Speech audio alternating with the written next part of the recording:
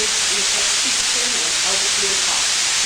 And I'm delighted about this month, and she did it last month, and she's going to talk about some of the good bills and some of the bad bills.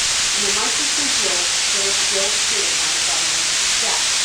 And that's what I want to talk about. So Charlice, come and let us hear what's going on with this topic. Well, thank you, Jan, very much. Thank y'all for all being here this evening. I greatly appreciate it, and I want to say thank y'all for stepping up to the plate and your willingness to run for public office. It is not fun, it's not easy, but Brian knows already because you are a council member. No, of course not. It is quite warm. Well, I was here last month and talked about what we were doing at the Capitol. The session ended on April the 4th. So I want you to understand that whatever happened this year, if it did not pass and is in a holding pattern, it can be brought back in January for the 2026 session. So we're not done just yet. But what we did get done this year, some good, some bad, and some really ugly, as we always do. I looked the other day, and so far for 2025, there are about almost 2,500 bills that have been dropped. So there are 2,500 bills you didn't know you needed, but there they are. The good news is that they're not going to all pass. That's always a good thing. And as of yesterday, if I remember correctly, the governor has only signed 30 bills that passed from the Senate and the House and went to his desk. Now that's also one of those things, I bet you didn't know you needed 30 bills. But that's what happens at the state capitol. So the governor has 45 days to either sign or veto a bill. And if you've been tracking any bill and he has not signed it yet, at 45 days, it automatically becomes a law. So he may be kind of quasi about that particular bill, and he just lets it sit on his desk, and after 45 days, it becomes law. So it's one of those things that you didn't know, again, that you probably didn't know you needed. Of course, we always talk about the budget. So this year, the budget for the FY26 is about $38 billion. Now keep in mind, last month I showed you a little graph of from 2016, Georgia's budget was $20 billion. And here we are in 2026, and it's now $38 billion. And you wonder, has inflation increased that much? No, it's because all of the new dollars that come in, we spend a lot of money in the state of Georgia. You name it, we give it away. I'm always against the budget. There are probably a lot of good things in the budget. No, there are a lot of good things in the budget that I believe in. I believe that we should fund our military, our police, our public safety. We need to fund education, but there's a lot of stuff that we should not be funding at all. We're talking about giving workforce development, companies like Kia and Hyundai, money for workforce development. We give them money to have workforce housing because we say they don't have affordable housing. Well, I get that, but however, government should not be giving anybody any money for their housing. I'm sorry. There are people that need it, and I would agree with that, but it's just like a blank check that you're handing out those dollars in our budget. We also talk about, many of us would love to see a elimination of state income tax. Well, we can't get rid of a state income tax because we have so many tax exemptions and tax credits. For instance, we all love Hollywood. You know, we love to watch movies, we love to watch Netflix, all those things, but we have $1 billion that we're giving them back in a tax credit. That's a lot of money to be given to Hollywood, where there's a whole lot of other places we could use those dollars. We did drop the state income tax from 5.39% to 5.19%. You know, about 2%. But if you want a state income tax, at this rate, it's going to take us about 54 years to get there. So that's always a big concern. We also did tax relief to give taxpayers either $250 or $500. That if you are a taxpayer, you will get those dollars. If you owe any money to the government, you're not going to see it. So that's what we've done for taxpayers this go round. One of the things that we worked hard for was HB 225, and that was to get rid of school cameras. Listen, and we go through those speed zones all the time. Many of us have had tickets, I including myself. I never pay attention. Well, it was such a heated discussion. It has been put on hold for now, so we will still have to put up with speed cameras in the school district. It's okay to be continuing to be safe for children, but when they're still on at 7 or 8 o'clock at nighttime and later, and you get ticketed, you're going, well, I didn't know school was still in session. So that's always a big thing. We did SB 204, which was a preemption law for gun-carrying citizens. So preemption means that the state has preemption over a city. The city does ordinances, for instance, Savannah and Athens Park, making their own ordinance for your guns, whether you could carry a gun or not. Now remember, Georgia is a carry state, but if you are in Savannah or if you're in Athens Park or any other place where they have done their own ordinance, you can be arrested. So we wanted a bill that it was the state preemption that they had to live by the state law for gun-carrying citizens. Gun-carrying citizens, exactly.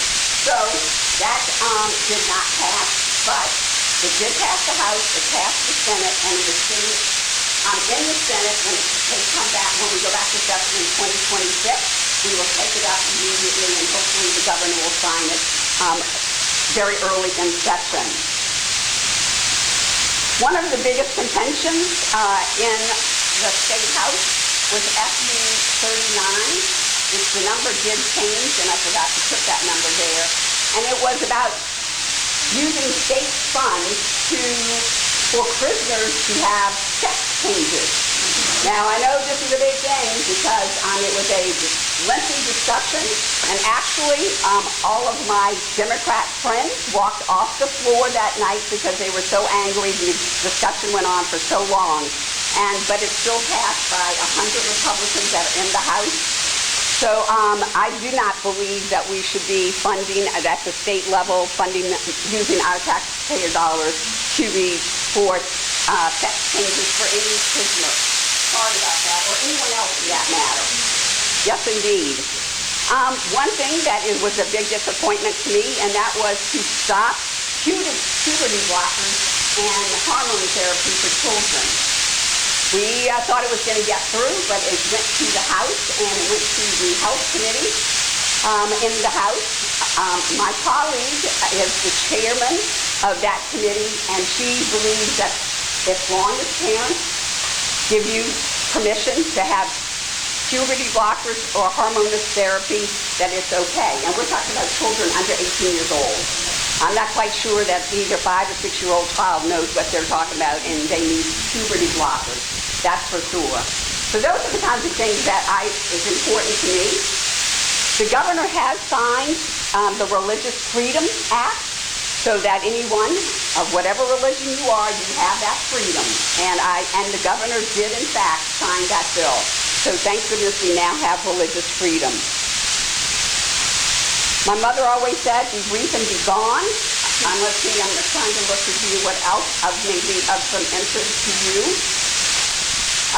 Or if you have any questions about a particular bill that I have not brought up at this point. I know one of the bills that was a very important bill, and that was HB 397, Election Integrity.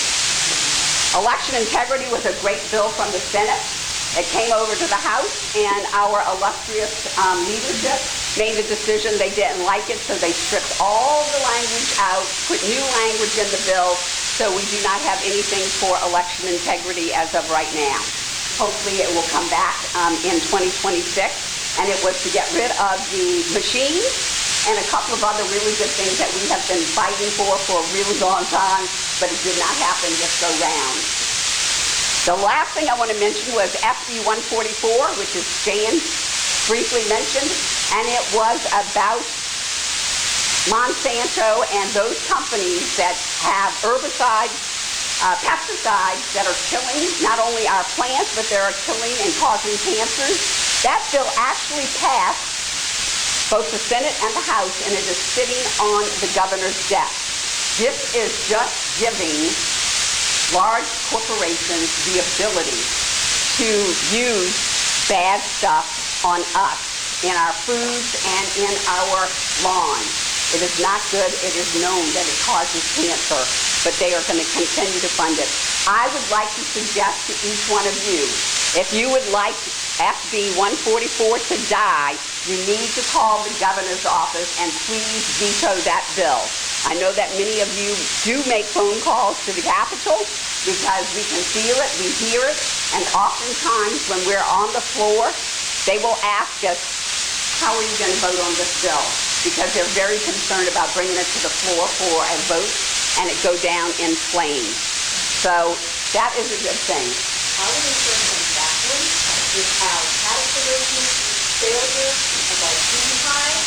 Don't we think that herbicides and everything else that's killing the flowers would be also killing our bees? And with 8% of the beehive failure, or greater than that, in several of our beehives, our beekeepers across the nation giving up, that's another incentive for everybody to get on the horn and call. And I'm sure Jan has the phone numbers and the emails for you all to do that. Sigfield. 144. Yes, it did pass the House and the Senate, and it is now sitting on the governor's desk. And so let's call the governor right now, make those phone calls. The more phone calls he receives, the better opportunity he may veto that bill, because we certainly do not need that bill. With that, Jane, I think I've touched on all of the good, bad, and ugly that's at the Capitol this year. If anybody has a question on a specific bill, I will gladly answer, or if I can. Yes, sir.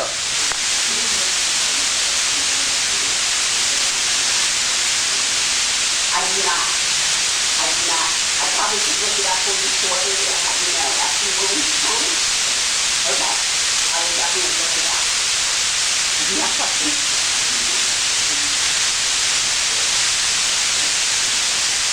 The religious freedom bill?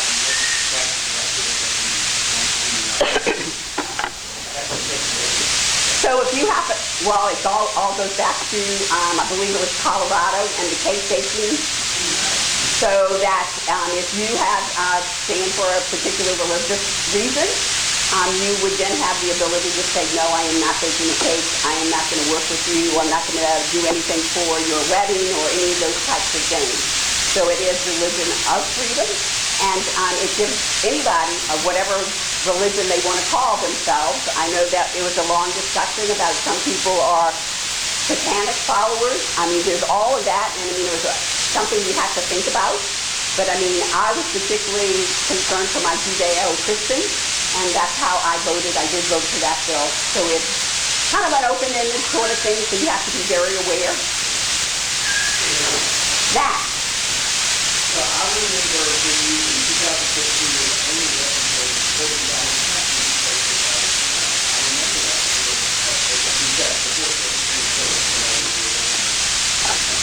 I just want to thank you for sticking to the original intent of the Constitution, the way that you vote every single time, even when it's hard, to please, you have leadership that stays upset with you, and even people who don't want the original intent of the Constitution. Some voters are difficult to please as well, so I just wanted to thank you for that. I really appreciate it. Thank you very much. I appreciate it.